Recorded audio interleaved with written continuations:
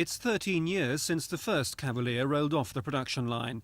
In 1981 it was updated with saloon and hatchback versions in front-wheel drive. Both cars were an instant success, helping Vauxhall to practically double its share of the market. Recently though, they've been slipping down the bestsellers list. Now comes the Mark III version, which Vauxhalls have spent £400 million and 5 million man-hours developing. The new Cavalier is longer and wider than the old one. It also has slightly more legroom. And they say that aerodynamically it sets a first, that in its size and class it has the least wind resistance of any European-made car.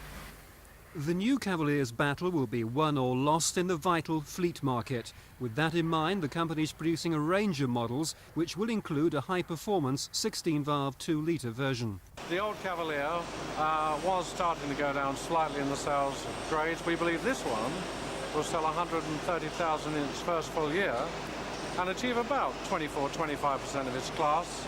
And it should go back to the top in terms of that particular section of the market, particularly fleet markets. The 5,000 workers here know that their jobs and those of at least 15,000 others outside Vauxhalls depend on the new car succeeding. Next month, workers will be getting a pay rise of between £6 and £10 a week, the fruits of a pay and productivity deal struck earlier this year.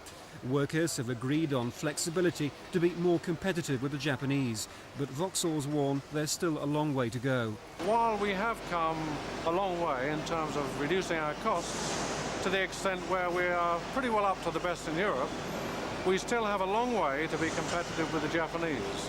And that's why the need to be flexible and adaptable and versatile, which the workforce are accepting progressively, is essential.